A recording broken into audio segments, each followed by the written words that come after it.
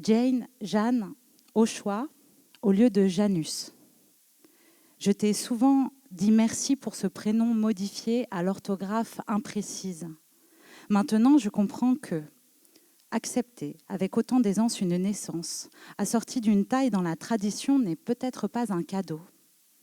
À la récré, j'adorais piocher ce deuxième prénom pour avoir l'envergure d'une américaine, la même classe que la meuf de Tarzan, la force et le cool, 4 lettres pour une stature au-dessus de la mêlée. J'ai tellement ri avec toi de cette transformation censée m'éviter les pires moqueries, si heureuse d'avoir échappé, mais à présent je me dis qu'il s'agissait de bien plus que ça, que c'est une pratique de préfecture, que la coupe n'est pas anodine, que Janus est une déesse romaine à 2 figures, de quoi mirer l'Atlantique par ses 2 côtes. Arrière-grand-mère morte avant mon arrivée, arrière-grand-mère forte, digne et sévère, de ce que j'en sais, arrière-grand-mère qui a claqué la porte de ses patrons quand leur fille fraîchement débarquée sur le continent l'a traitée en esclave, arrière-grand-mère de la traite et de l'exil. Je voudrais les recoudre, ces prénoms, que l'on se connaisse un peu mieux, les porter fièrement dans mon cœur et sur mes cartes, Janus solaire, qu'aurait applaudi Bataille.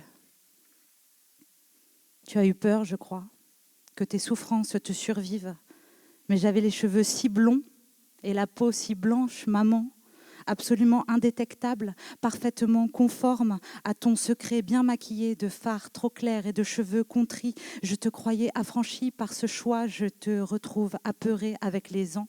Nous ne pouvons plus transvaser nos colères par les larmes.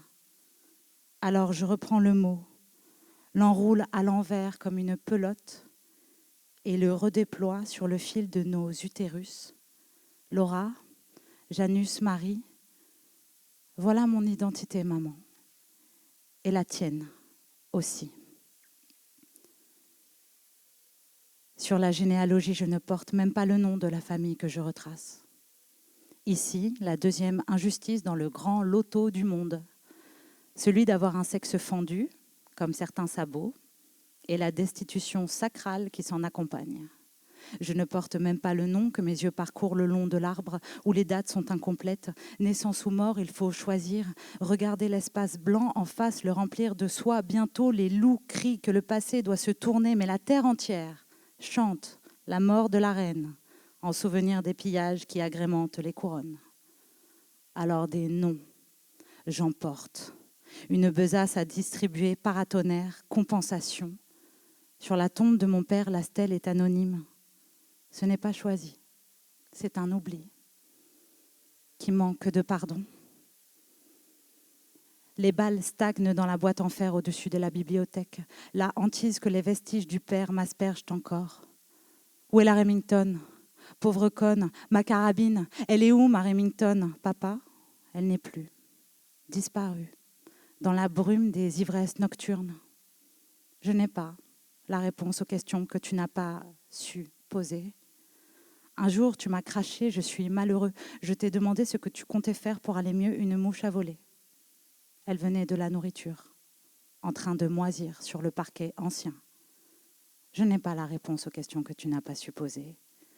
Les souvenirs en classeur, je me débarrasse de cette rage dorée. Remington est aussi une marque de machine à écrire.